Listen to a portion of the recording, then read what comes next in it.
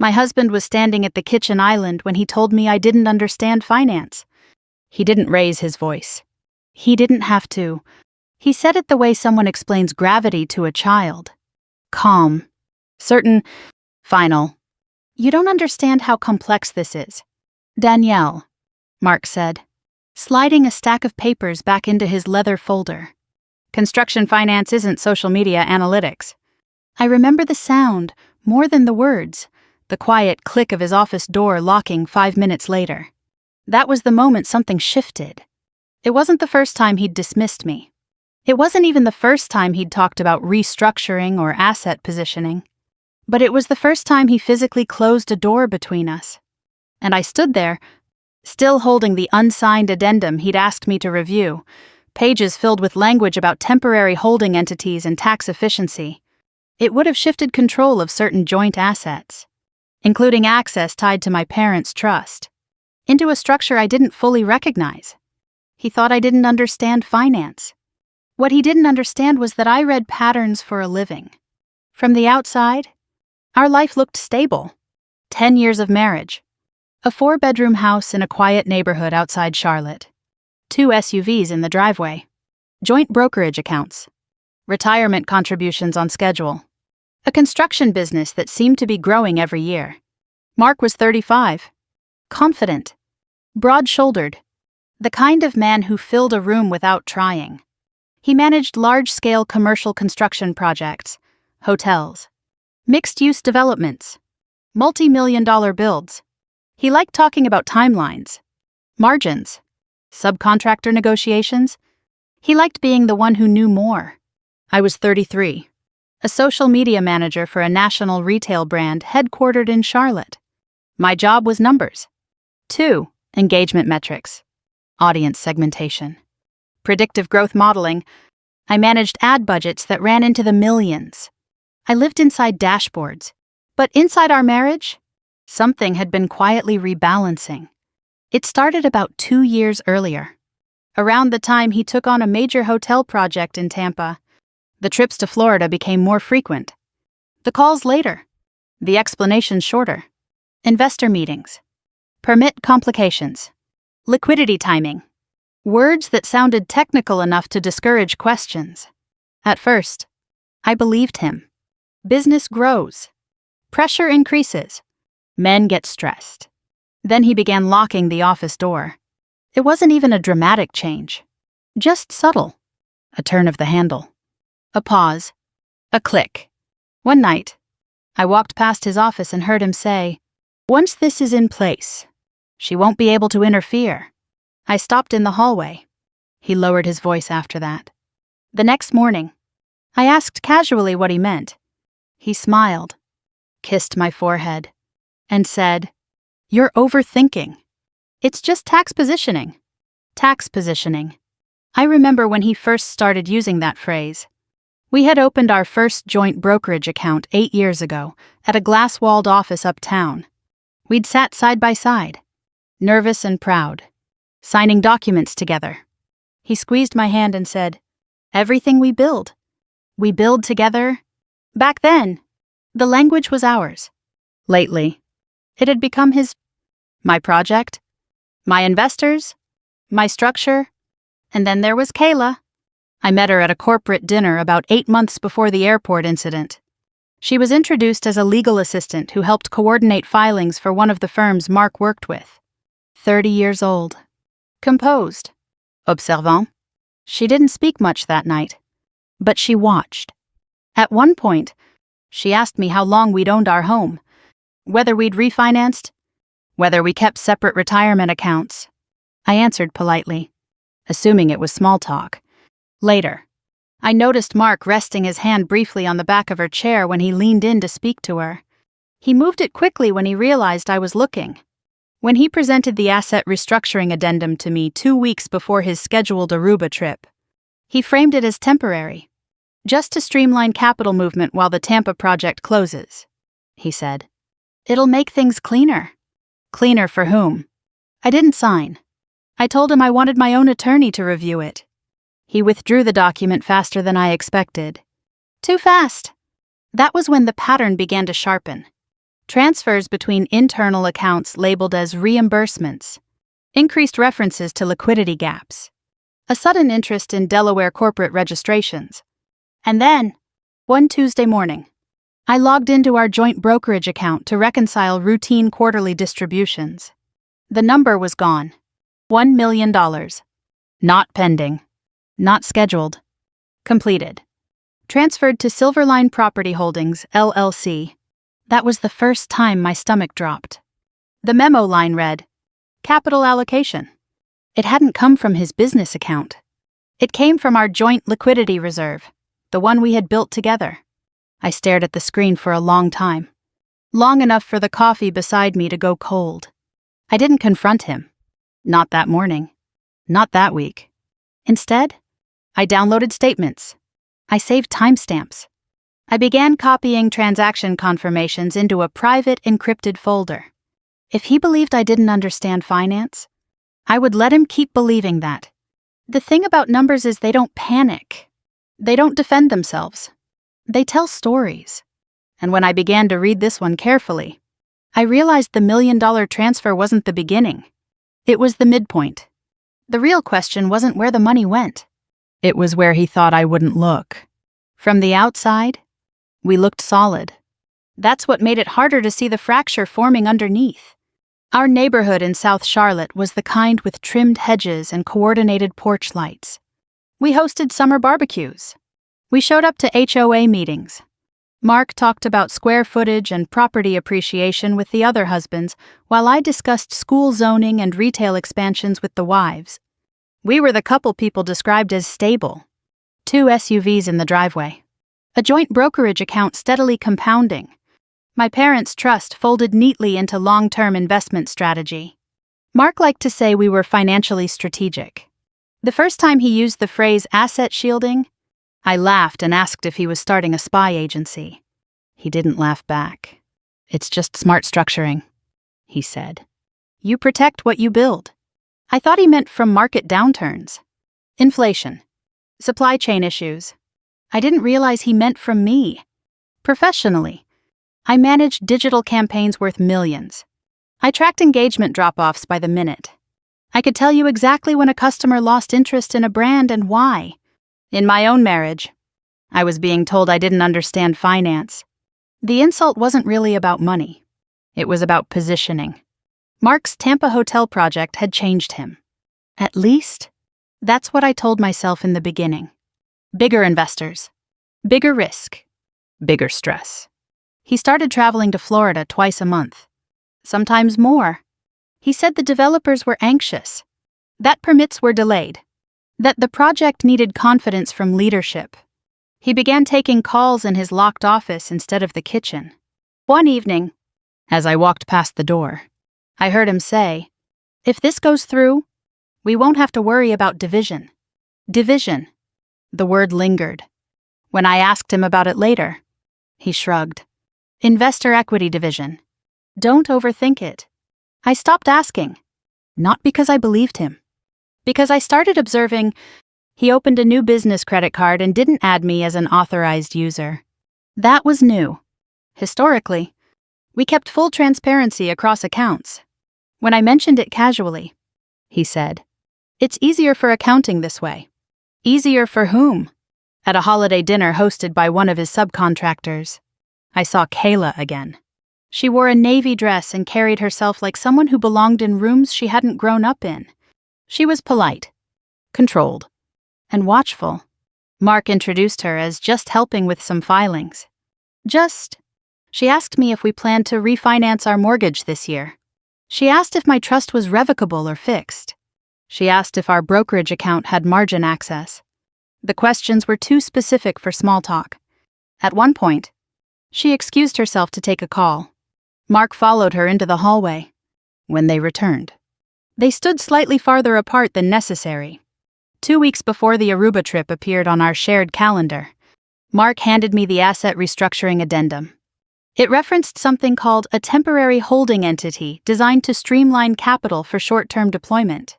It proposed shifting decision authority related to certain joint assets, including liquidity reserves, into a structured vehicle for tax efficiency. It was written cleanly, professionally, legally vague in all the right places. "This just makes movement easier," he said. "It doesn't change ownership. It changed control." I told him I wanted independent review. He withdrew it the next day. That was my confirmation. If it were harmless, he would have pushed harder. Instead, he recalibrated. The following week, I noticed small transfers between internal accounts. 50,000 labeled as project reimbursement. 75,000 marked vendor adjustment. Nothing alarming individually. Together, they formed a pattern. I created a private spreadsheet on my laptop and began mapping dates, amounts, origin accounts, destination codes. At work, I spent my days identifying audience behavior patterns across thousands of data points. At home, I started doing the same with our finances. I didn't confront him. I let him think I was distracted by a product launch campaign that had just gone live.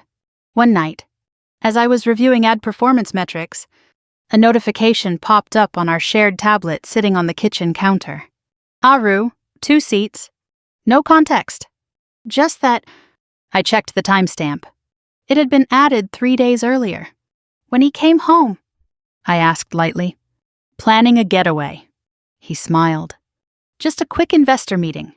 Might combine it with a couple days to decompress." Investor meeting. In Aruba. He kissed my forehead again. Like punctuation. Later that evening, I walked past the guest room and saw his suitcase partially packed. Shirts folded with precision. Travel-size cologne already inside. People don't pack like that for uncertainty. They pack like that when the decision is made. The next morning, I logged into our brokerage account and saw the $1 million transfer completed. Silverline Property Holdings, LLC. I didn't know yet that Kayla was listed as the managing member. I didn't know yet that the LLC had been formed in Delaware less than a month earlier. But I knew one thing with certainty. People don't move that kind of money unless they are planning distance. He wasn't preparing a trip. He was preparing an exit. And he believed I wouldn't see it coming. The number didn't look real at first. I refreshed the page twice.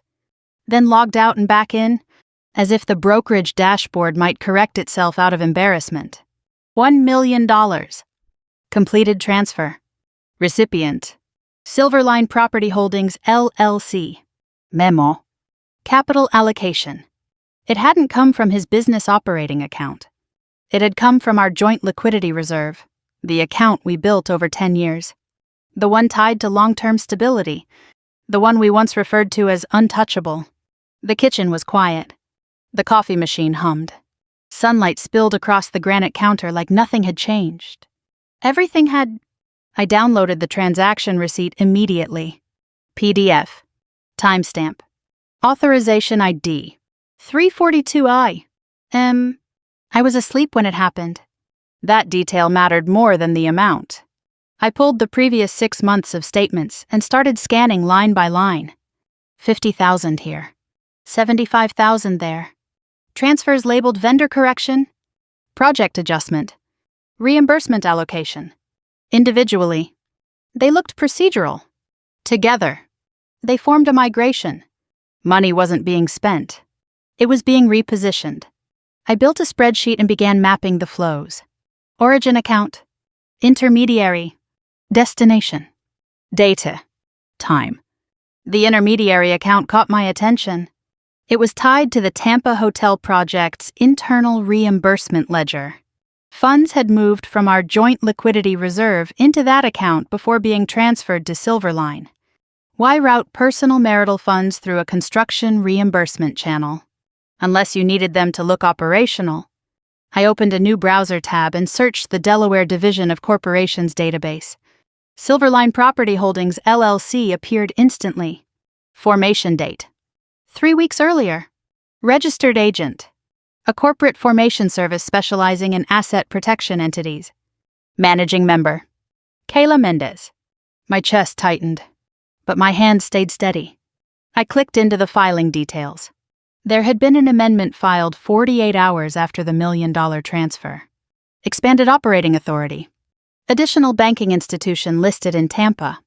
The address associated with Kayla wasn't her firm. It was a residential condo. I leaned back in my chair and closed my eyes for a moment. 8 months earlier, at that contractor dinner, she had asked me about our mortgage structure. "How long have you owned?" she'd said lightly. "Did you refinance during the low-rate period?" I had answered without suspicion. Now it felt like reconnaissance. I returned to my email archive and searched for the asset restructuring addendum Mark had asked me to sign. I downloaded the original document and examined the header metadata. Drafted using the same template language I now saw in the Delaware LLC filing. The footer contained identical formatting codes. The metadata field for last editor listed Kayla's login credentials. There it was. Not a mistake. Not stress. Not poor communication. Coordination. He hadn't been shielding money from market volatility. He had been shielding it from division. I opened our shared calendar. Aru, 2 seats. Another event below it caught my eye. Aru, asset review. Asset review. I felt something shift inside me then. Not heartbreak. Clarity. He wasn't planning a vacation. He was planning final positioning. I called a forensic accountant recommended by a colleague in confidence. I didn't tell him my name at first, just described the structure. He listened quietly, then asked one question. Were any of the funds used as collateral for project financing? I don't know yet, I said. If they were, he replied, and you didn't authorize it. That changes the exposure. Exposure. I pulled up our mortgage documents next.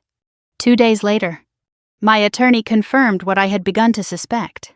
There was a collateral consent form tied to a short-term bridge loan for the Tampa project. It contained my digital signature. I had never signed it. The timestamp on the document showed execution on a day I had been in Chicago for a brand conference. My boarding pass and hotel receipts confirmed I wasn't even in the state. The device ID embedded in the metadata did not match my laptop.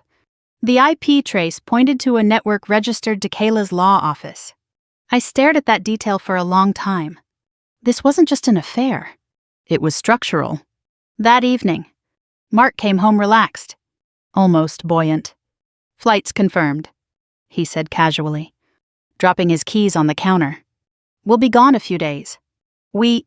I nodded and asked neutral questions about the Tampa timeline. He answered smoothly. "Rehearsed."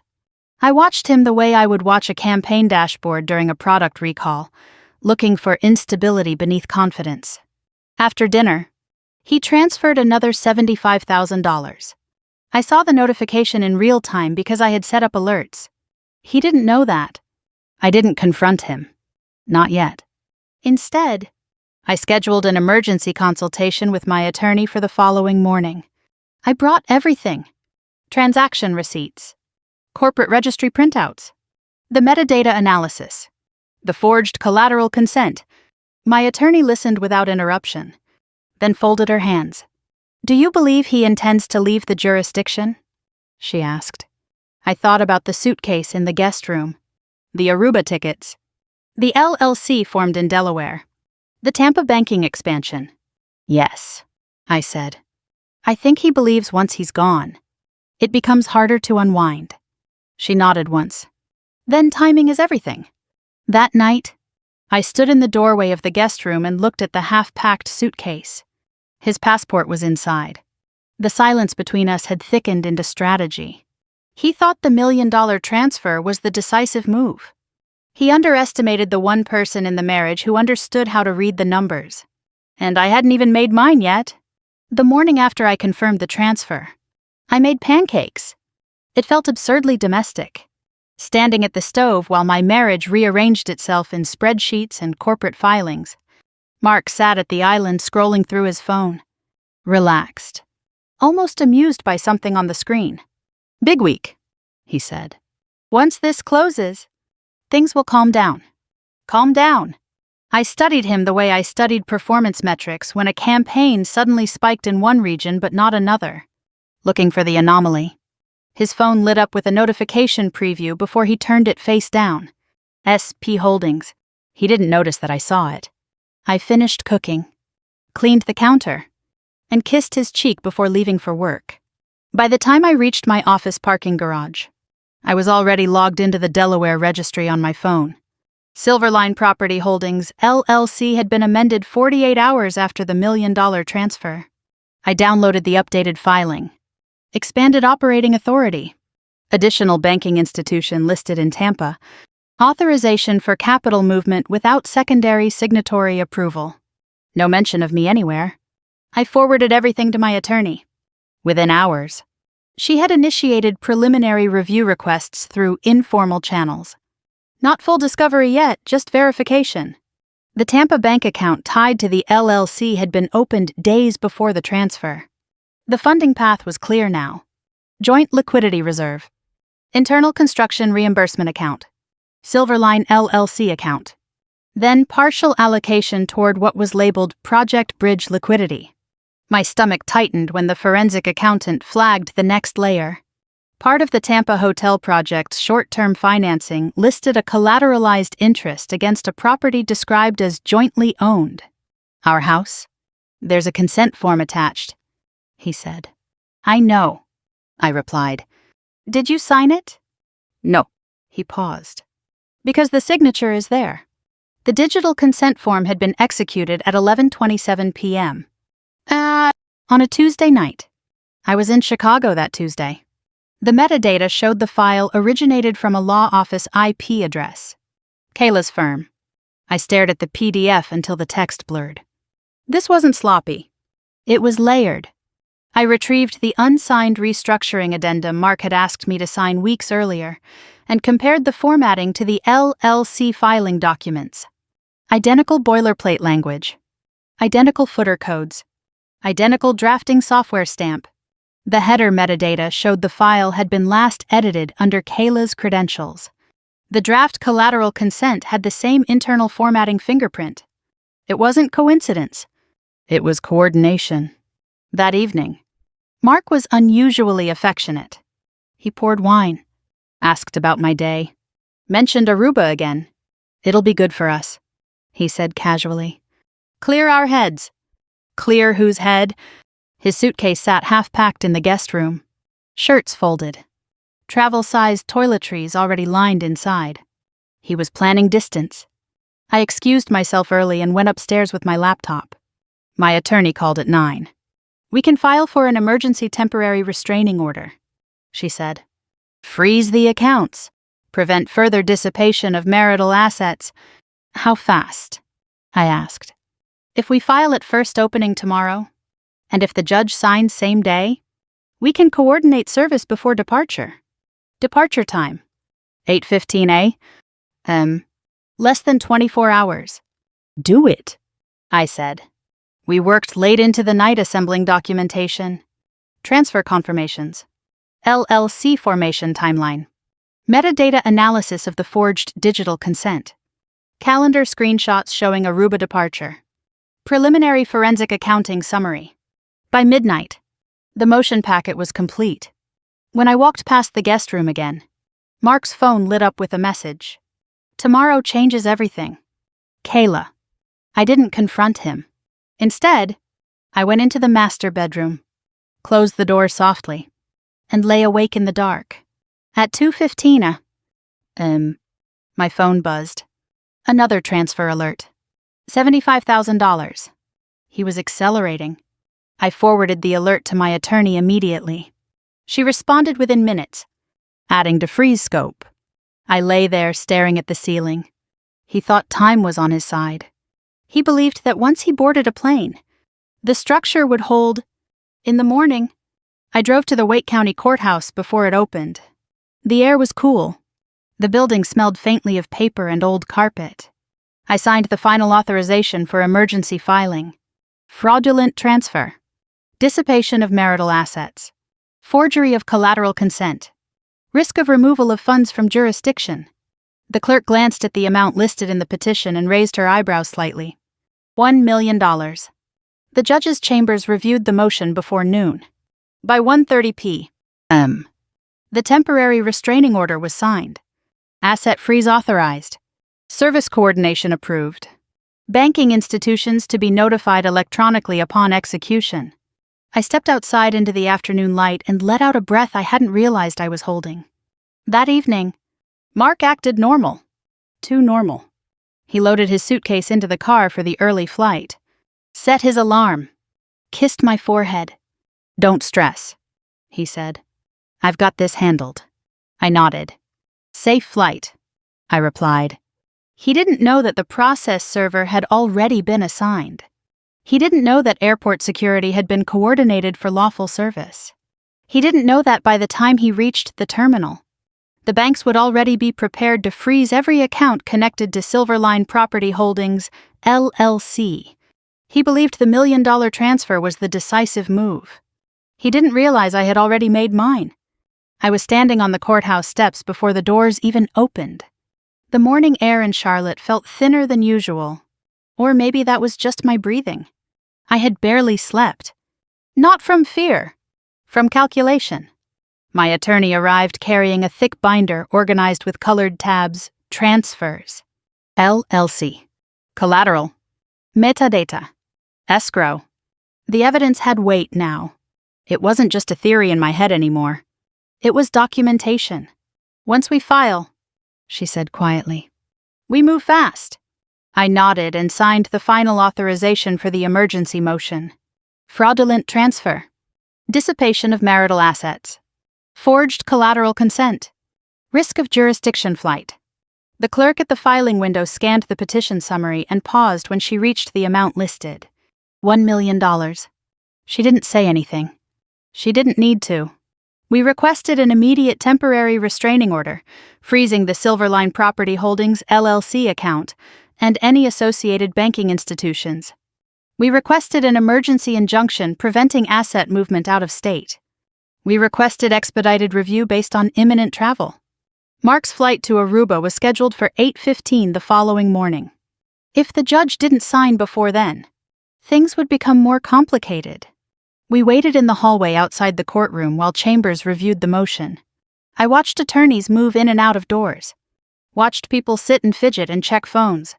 I replayed the day we opened our first joint brokerage account 8 years ago. We had joked about someday having real money. We had promised transparency. By noon, my attorney's phone vibrated. She glanced at the screen, then looked at me. Signed. The temporary restraining order was approved. The asset freeze would be executed immediately upon service. We didn't waste time. She coordinated with a licensed civil process server and airport police to ensure service occurred before Mark passed through security the next morning. Electronic notifications were sent to the identified financial institutions, authorizing the freeze upon confirmation of delivery. Timing was precise. Window narrow. That evening, Mark came home unusually relaxed. "Everything's lining up," he said, pouring himself a drink. "Once this project stabilizes, we'll be in a different position." I watched him carefully. "Different how?" I asked. "Less stress," he said lightly. "More flexibility." He transferred another $75,000 that night. My phone alerted me instantly. My attorney updated the freeze order within the hour to capture the additional movement. He didn't know that every transaction was now being flagged in real time.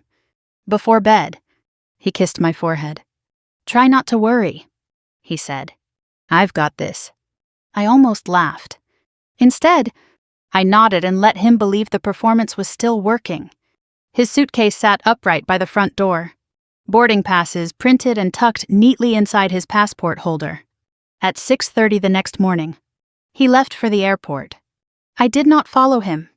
I sat in my attorney's office instead, staring at a secure dashboard that displayed account activity in real time. At 7:52, my attorney's phone rang. "It's happening," she said.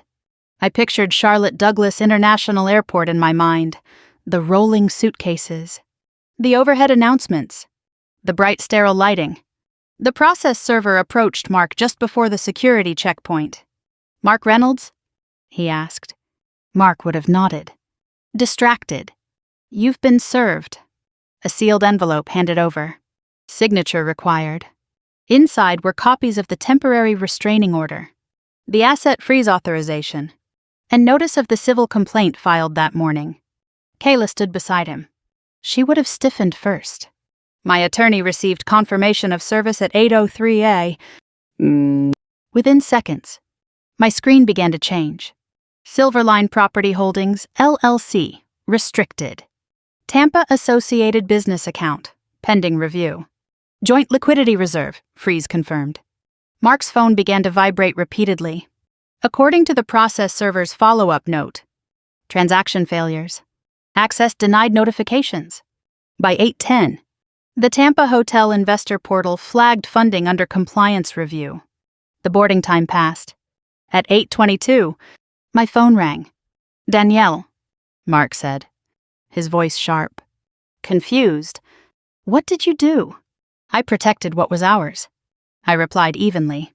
"You've just destroyed the project," he snapped. "No," I said. "You did that when you moved money without consent." There was a pause. "You don't understand the timing," he said. I almost smiled. "I understand it perfectly." In the background, I could hear airport announcements. Kayla must have been beside him because I heard her voice faintly, tight, urgent.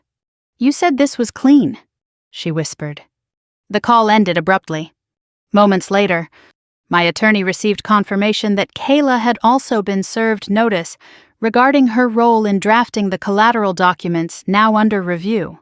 Her law firm would be notified as part of discovery. I watched the dashboard settle into stillness. Accounts locked. Transfers halted. Access restricted.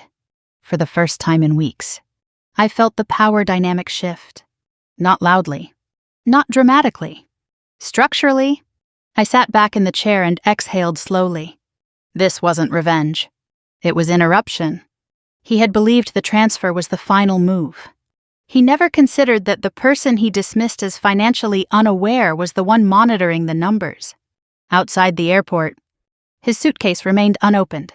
Inside my attorney's office, every door he tried to close had just been reopened. And for the first time since that kitchen conversation, I wasn't reacting. I was ahead. The house felt different after the airport. Not louder. Not emptier.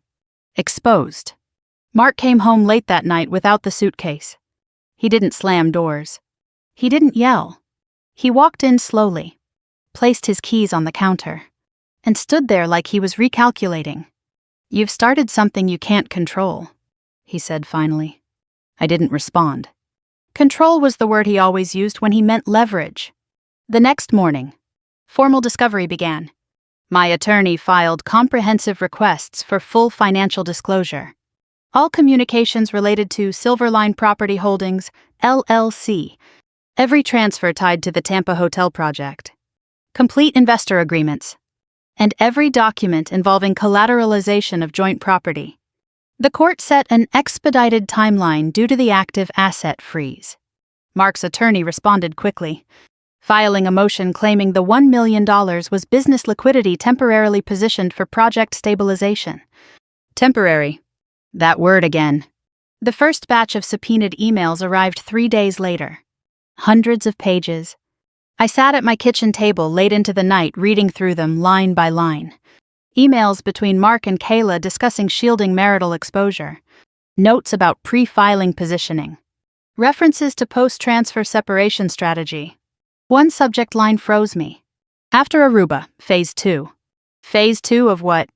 Further down the thread, I found a spreadsheet attachment labeled Equity Redistribution Draft.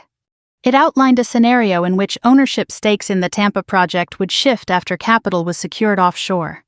Offshore. I felt the room tilt slightly. This wasn't improvisation. This was a roadmap. The forensic accountant called the next morning. "There's another issue," he said carefully. Go on. "Investor reporting." He explained that the Tampa Hotel's financial disclosures presented to investors did not reflect the injection of marital funds. Liquidity ratios had been artificially stabilized. If proven intentional, it wasn't just a divorce issue. It was misrepresentation. One investor had already requested an immediate compliance audit after learning of the freeze. The next layer came from the collateral consent document. The forensic review confirmed my digital signature had been applied to the bridge loan paperwork. The timestamp placed execution at 11:27 p.m. On a Tuesday night. I had been in Chicago that week. My boarding pass and hotel receipts confirmed it. The device ID embedded in the file did not match my laptop. The IP address traced directly to the network registered to Kayla's law office. My attorney looked at me across the table. This may extend beyond family court. Later that afternoon, Kayla's law firm placed her on administrative leave pending internal review. Her initial affidavit claimed she acted under Mark's instruction and believed spousal consent would be formalized later. She denied romantic involvement. 2 days later, supplemental messages surfaced contradicting that denial. Private chat logs. Personal tone. Plans discussed casually. The alliance between them began to fracture publicly. Mark filed an emergency motion requesting partial release of frozen funds, arguing that payroll for subcontractors and site managers was at risk. He claimed employees would suffer because of my actions. Subcontractors began calling him. One threatened to file a lien if payments were delayed. Construction timelines tightened. Investors became restless. I reviewed 10 years of financial statements over the weekend, spreading printouts across the dining room table. Patterns emerged in hindsight. Gradual repositioning of liquidity over 2 years. Increased segmentation of accounts. Quiet expansion of Delaware registration filings. This didn't begin with the $1 million transfer. That was the acceleration point. I discovered something else buried in the discovery materials. A draft divorce settlement prepared months earlier. Asset division assumptions already calculated. My trust fund categorized as negotiable leverage. He hadn't been reacting to marital strain. He had been planning around it. The court scheduled an evidentiary hearing to determine intent behind the transfers, the validity of the collateral consent, and whether the asset freeze would remain in place. A special master was appointed to conduct an independent audit. The word used in the preliminary report was systematic. That evening, Mark attempted to negotiate privately. "We can settle this," he said, standing in the kitchen where everything had begun. "Drop the fraud angle. We split assets cleanly." "You mean I accept what you already positioned?" I asked. "I was protecting us," he insisted. "No," I said quietly. "You were protecting yourself from me." He looked away. The investors had begun distancing themselves. Kayla's firm had initiated a formal ethics inquiry. His business partner requested emergency restructuring discussions. Mark wasn't just facing divorce. He was facing exposure. Late that night, I walked into the guest room. The suitcase was still there, untouched. He had built a structure to move money quietly, assuming complexity would shield him. But structures leave foundations, and the audit had begun digging. For the first time since this started, I didn't feel like a betrayed wife. I felt like the only person in the room who understood exactly what was happening. And I wasn't finished yet. The courtroom felt colder than the hallway outside it. I sat at the plaintiff's table, hands folded, watching Mark avoid my eyes as he spoke quietly with his attorney. Kayla sat 2 rows behind him, no longer beside him. Not allied, not confident. The evidentiary hearing began at 9 sharp. My attorney opened with a clean timeline. Marriage of 10 years. Joint assets. Trust fund established by my parents. Refusal to sign restructuring addendum. Formation of Silverline Property Holdings, LLC in Delaware. $1 million transfer. Forged collateral consent. Attempted departure from jurisdiction. Simple. Linear. Damaging. Mark's attorney argued business necessity. He described the transfer as strategic liquidity management within a volatile construction environment. He emphasized subcontractor payroll, investor commitments, project stabilization. Then, the judge asked a single question. Why was spousal consent required if this was purely operational business movement? Silence stretched for a second too long. Because the funds originated from our joint liquidity reserve. Because the collateral attached to the Tampa bridge loan was our house. Because the restructuring addendum I refused to sign would have given him unilateral control. The forensic accountant testified next. He explained the pattern of account segmentation over the past 2 years. Gradual repositioning of funds into increasingly insulated structures. Delaware registration for limited transparency. Pre-transfer drafting of divorce settlement scenarios. The phrase he used was premeditated asset isolation. Mark's jaw tightened. Then came the digital forensics expert. He displayed the collateral consent on a projection screen. Highlighted the embedded metadata. Device identification mismatch. IP address traced to Kayla's law office network. Kayla's attorney objected to characterization. But the technical data stood. The judge leaned forward. Ms. Mendez, she said. Did you personally draft or transmit the document containing Mrs. Reynolds' electronic signature? Kayla swallowed. I transmitted the draft based on instructions, she said carefully. Did you verify her consent? No. The judge made a note. Then my attorney introduced something new. An email chain labeled Phase 2. The subject line appeared on the screen. After Aruba, Phase 2. The courtroom shifted. The body of the email referenced capital repositioning post-offshore meeting, equity redistribution draft, and protection from marital exposure. Marital exposure. Mark's attorney objected again, claiming speculative language. The judge overruled. The independent audit report was summarized next. The Tampa hotel investor disclosures failed to reflect the marital source of emergency liquidity. Ratios presented as stable were artificially propped. An investor representative submitted a compliance concern letter entered into record. This was no longer confined to divorce proceedings. It was credibility. Mark took the stand in his own defense. He maintained that everything he did was intended to safeguard business operations from personal instability. You didn't trust your wife with financial information, the judge asked. I was trying to prevent panic, he replied. Or prevent interference, she asked. He didn't answer directly. Then came the moment I hadn't expected. Kayla's supplemental affidavit had been amended that morning. Under oath, she stated that Mark initiated the restructuring plan after I refused to sign the addendum transferring trust oversight authority. She confirmed that he instructed her to prepare documents that would limit Danielle's access to liquid capital. She acknowledged romantic involvement. Mark turned toward her sharply. You said this was contained, she whispered under her breath, audible in the stillness. The fracture was complete. My attorney closed with a simple statement. This is not a case of business misjudgment. This is a coordinated effort to redirect marital assets without consent, shield them within layered entities, and execute a departure plan before discovery. The judge recessed briefly before delivering preliminary findings. The temporary asset freeze would remain in effect. A full forensic accounting review would proceed under court supervision. The alleged forged collateral consent would be referred for further investigation. Kayla's professional conduct would be forwarded to the appropriate regulatory board. Mark's motion to partially release funds was denied pending audit confirmation. When we exited the courtroom, reporters weren't waiting. This wasn't that kind of case. But Mark looked smaller. He stopped me near the hallway exit.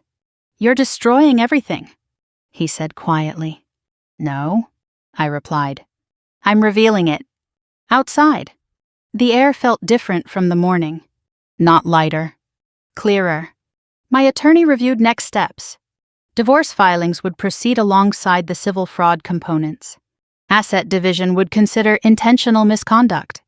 The Tampa investors had scheduled emergency restructuring discussions.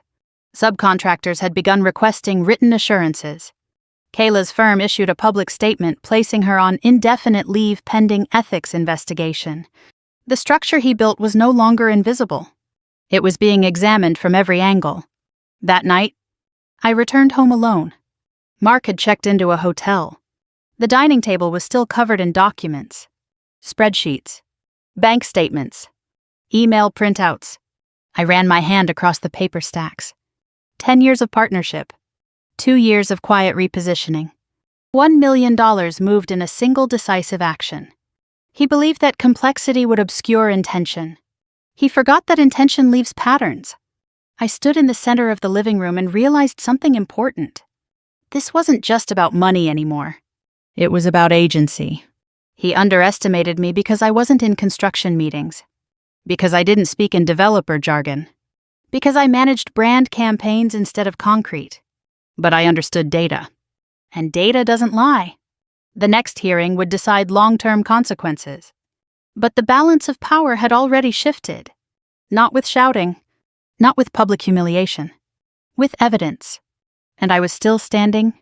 The audit report arrived on a Tuesday afternoon. It was thicker than I expected. My attorney placed it in front of me without speaking, and I felt the weight of it before I opened the first page. Independent Forensic Review, Preliminary Findings. I scanned the executive summary first.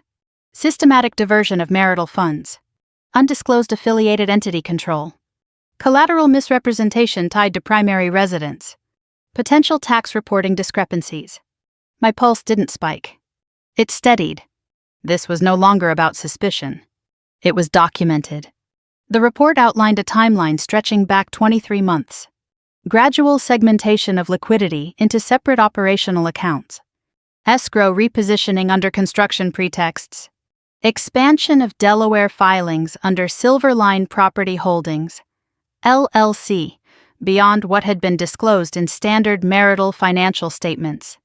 Then I saw the phrase that shifted everything. Intent to reduce spousal asset accessibility prior to marital dissolution. The auditors had found draft divorce projections embedded in internal accounting software months before any separation was discussed between us. He hadn't just been planning a project. He had been planning around me. My attorney flipped to another section. "There's more," she said quietly.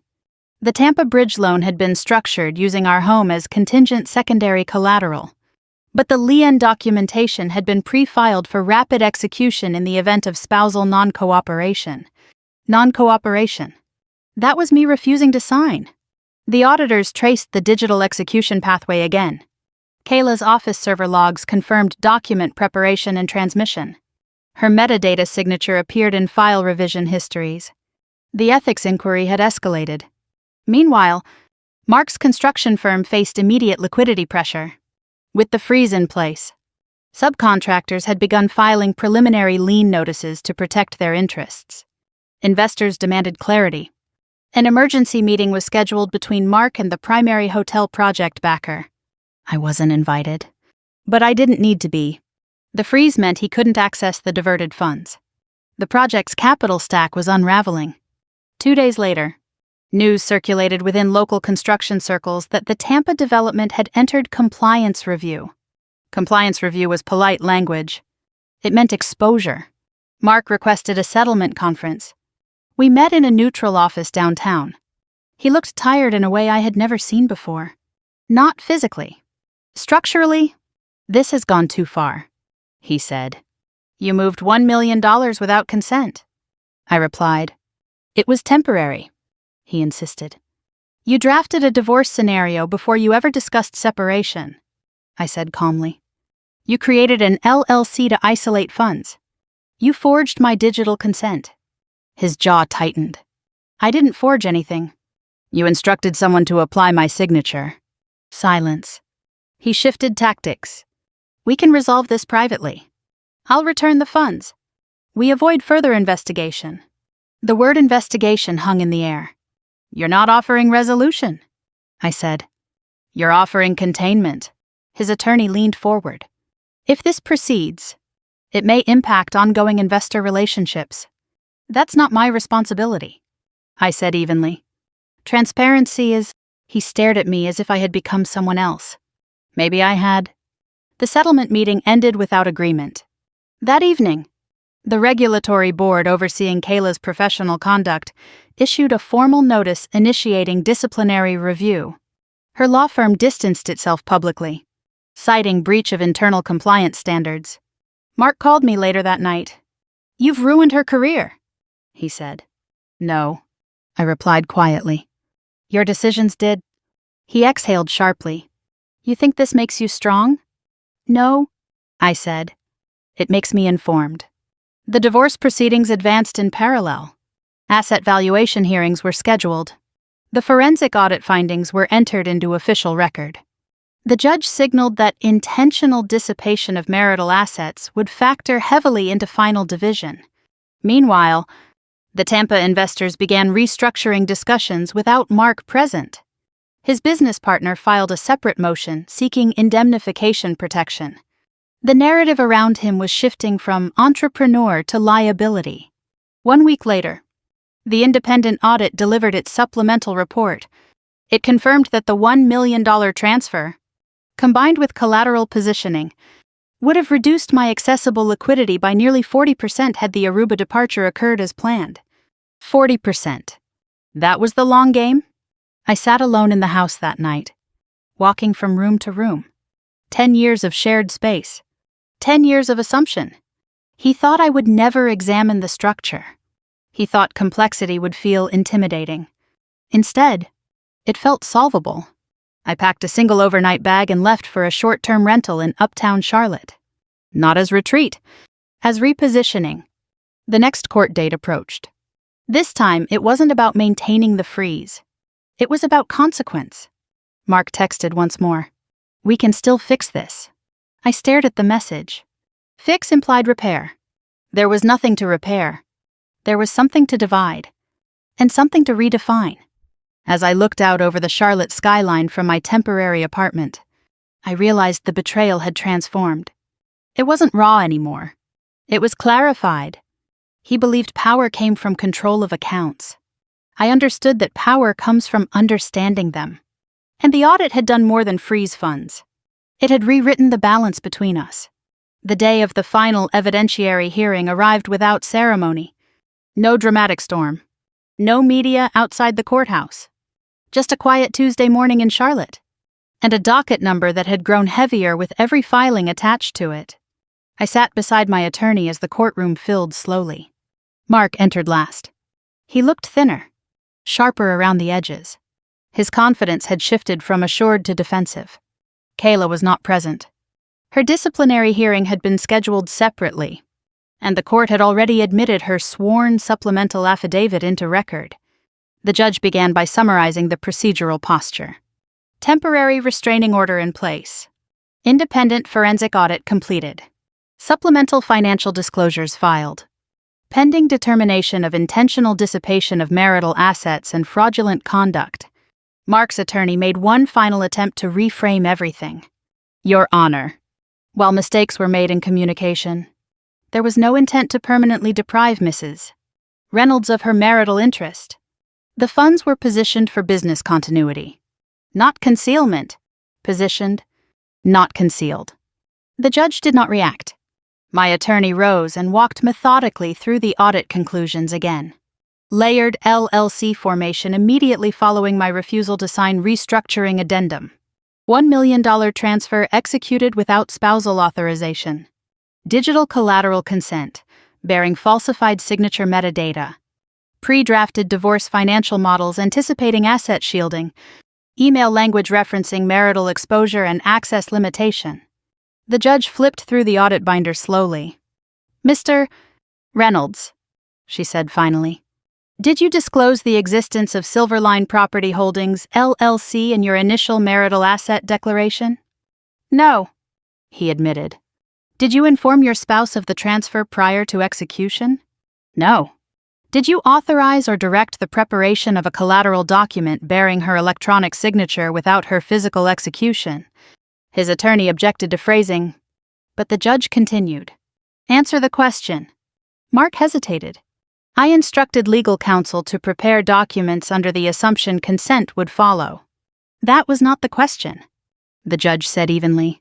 Silence settled over the room. "Yes," he said finally. The word didn't echo, but it shifted something tangible. The judge leaned back slightly. This court does not interpret complex financial structuring as evidence of sophistication. It interprets concealment as evidence of intent. Mark closed his eyes briefly. The ruling was delivered in clear, measured language. The $1 million transfer was deemed an intentional dissipation of marital assets. The collateral consent document was found to be fraudulently executed. The temporary restraining order would convert into a permanent injunction against further unilateral asset repositioning, pending final divorce settlement. An independent compliance review referral would remain active for any potential tax or investor misrepresentation issues. In division of assets, the court would weigh misconduct accordingly. The financial penalty was not symbolic. Mark would be required to reimburse the diverted funds in full to the marital estate prior to equitable distribution. Additional legal fees incurred due to concealment would be assigned to him. The Tampa project remained under investor review. The judge paused before concluding. Marriage does not suspend fiduciary responsibility. It heightens it.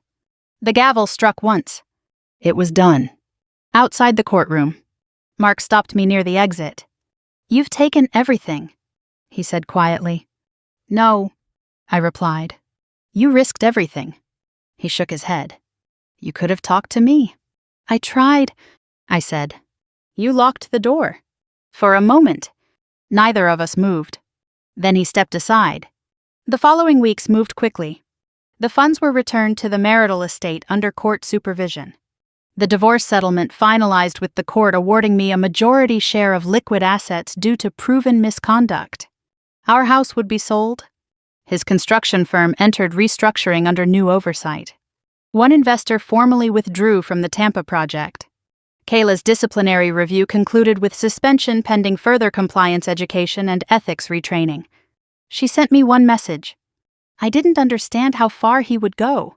I didn't respond. The narrative that once centered around betrayal now centered around documentation. There had been no dramatic confrontation. No screaming in parking lots. No public humiliation spectacle. There had been evidence. And that was enough. I moved into a temporary apartment in uptown Charlotte while the house sale proceeded. Boxes lined the walls. 10 years reduced to labeled cardboard. At night, I replayed the kitchen conversation where he told me I didn't understand finance. He was right about one thing. I didn't understand why he believed I wouldn't look. But I had, and I kept looking until the pattern made sense. The $1 million transfer had been the spark. The structure behind it had been the truth. As I signed the final settlement paperwork, I realized something quietly profound. This was not revenge. It was restoration. He tried to build a system that excluded me. I built one that held him accountable. And when the courtroom doors closed behind us, the imbalance that once felt suffocating no longer existed. Not because he lost, but because I refused to stay uninformed. The numbers had told the story, and I had listened. The house went on the market 2 weeks after the ruling. A photographer came first. Bright lights, wide-angle lens, staged pillows. I stood in the doorway of what used to be our bedroom and watched strangers adjust angles to make everything look balanced. Balanced. The listing described it as a beautifully maintained 4-bedroom home in a desirable Charlotte suburb. It didn't mention collateral liens or forged consent forms. It didn't mention that a $1 million transfer had nearly leveraged the foundation beneath it. Mark moved out before the first showing. He rented a smaller place closer to his construction office. His firm had entered formal restructuring. A compliance consultant now sat in on investor meetings. Payroll operated under oversight. The Tampa project survived. But barely. An amended investor disclosure acknowledged previously undisclosed capital structuring complications. That phrase circulated quietly in local industry circles. His reputation shifted from decisive operator to calculated risk. The sale of our home closed at the end of the month. I signed my name calmly. The proceeds were divided according to the final decree, adjusted for reimbursement and legal fees assigned to him. When the wire confirmation hit my account, I didn't feel triumph. I felt closure. I moved into a 1-bedroom apartment in uptown Charlotte overlooking the skyline. Smaller space, larger windows. For the first time in years, every account tied to my name was fully visible to me. Fully accessible. Fully transparent. I met with a financial advisor, not because I needed protection now, but because I wanted strategy. We reviewed my trust fund allocations, my liquid assets, my long-term investments. "You handled this with remarkable discipline," he said after reviewing the court findings. I handled it with documentation, I replied. He smiled slightly. I began rebuilding routines. Morning coffee alone. Evening walks through the city. Work at the retail corporation continued. But something in me had shifted. I started noticing how often women in my network casually dismissed their own financial questions. How many deferred to spouses? How many assumed ignorance was harmless? It wasn't. One night, I received a call from an old college friend. I heard something happened, she said gently. It did, I replied.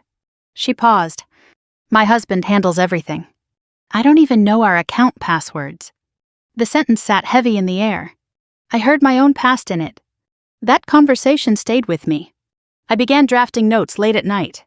Not about revenge. About literacy. Financial visibility. Shared transparency. Asset understanding. I created a small online resource guide first, quietly, under my own name. A simple checklist titled, Questions Every Married Woman Should Be Able to Answer. Do you know where your joint funds are held? Do you review your own statements? Are you listed as authorized signer? Do you understand your tax exposure? The guide spread faster than I expected. Within weeks, women from Charlotte and beyond were reaching out privately. Some had questions. Some had suspicions. Some just wanted clarity. I wasn't offering legal advice. I was offering awareness. Mark texted once during this time. I never meant to hurt you. I stared at the message for a long moment before responding. You meant to protect yourself. There was no reply. Months earlier, that silence would have unsettled me. Now it felt neutral. Kayla's disciplinary outcome became public record. Her suspension would remain until completion of ethics retraining and supervised probationary practice. The Tampa investor group replaced Mark as primary project liaison. He retained minority ownership but lost operational authority.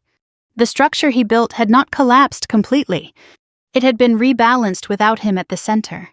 One evening, I walked past a construction site downtown. Hard hats, steel beams, concrete pours. I used to imagine that kind of structure as power. Now I understood something else. Power is not in who builds the tallest framework. It's in who understands the foundation.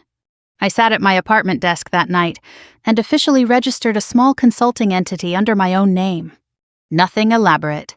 Just me. I drafted a mission statement focused on helping women reposition financially after divorce or asset betrayal. Not dramatic language. Practical language. Accountability. Literacy. Agency. The irony did not escape me. He had created an LLC to isolate me. I created one to empower others.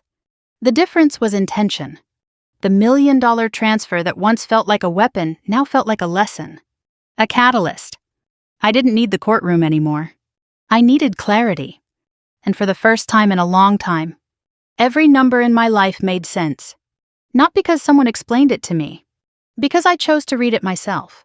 6 months after the airport, I ran into Mark at a coffee shop in South End. It wasn't cinematic. No dramatic pause. No music in the background. He was sitting alone at a small table. Laptop open. Phone face down beside his cup. For a second, neither of us moved. Then he stood. You look different, he said.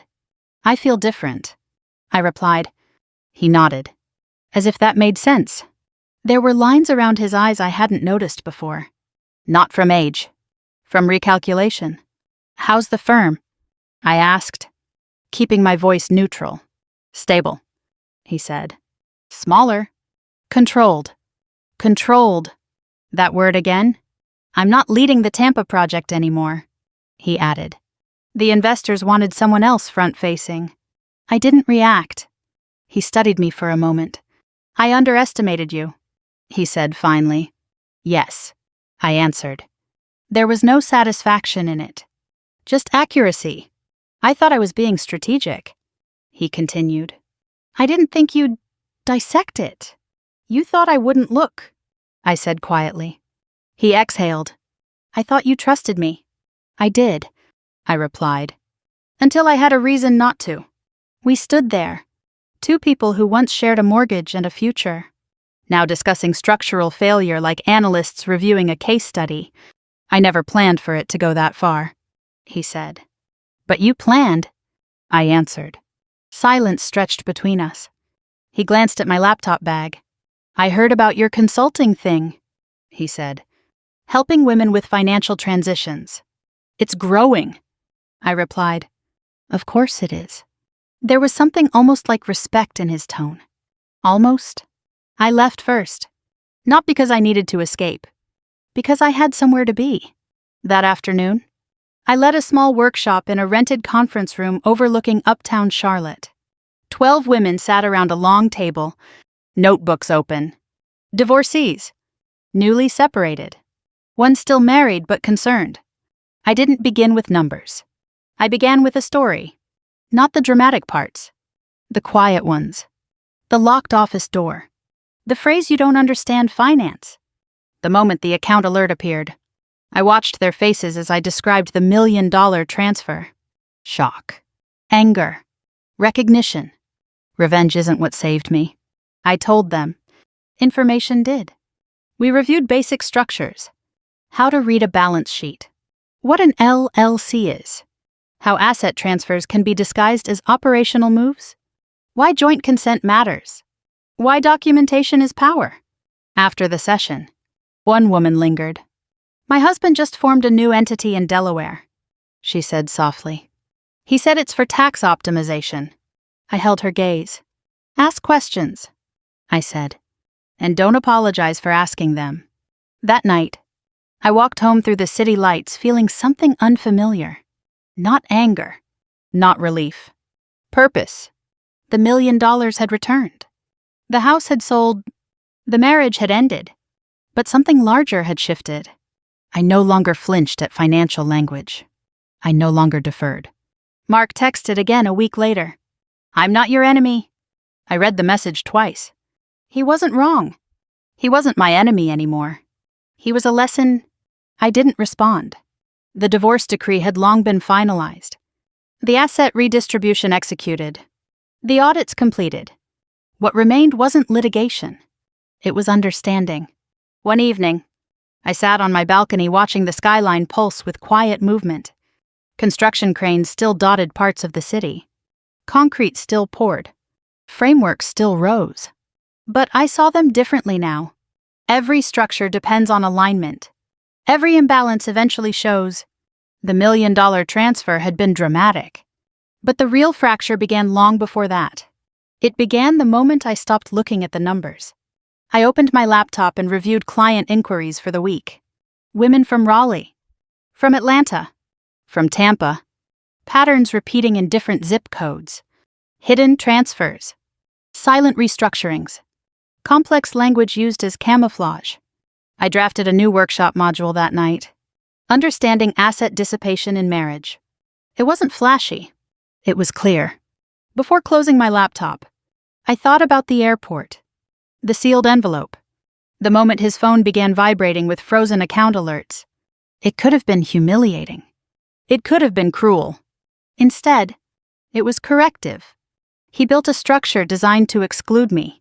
I built awareness designed to include others. The difference wasn't force. It was intention. I leaned back in my chair and let the city noise hum beneath the quiet of my apartment. 6 months earlier, I was reacting. Now I was building, not a defense, a foundation. And this time, every line item belonged to me. The last box I unpacked was the smallest one. It held nothing dramatic. No legal binders. No court documents. No spreadsheets. Just an old leather checkbook cover we bought together the year we opened our first joint account. I turned it over in my hands and felt something surprising. Not anger. Not regret. Distance. I placed it in a drawer and closed it gently. Outside my apartment window, Charlotte moved forward without asking permission. Traffic lights shifted. Construction cranes rotated. New buildings climbed higher against the skyline. Life doesn't pause because your marriage fractures. It recalibrates. My consulting calendar was full for the next 3 weeks. Women scheduled virtual sessions from across the country: Texas, Florida, Ohio, California. The stories were different in detail but similar in structure.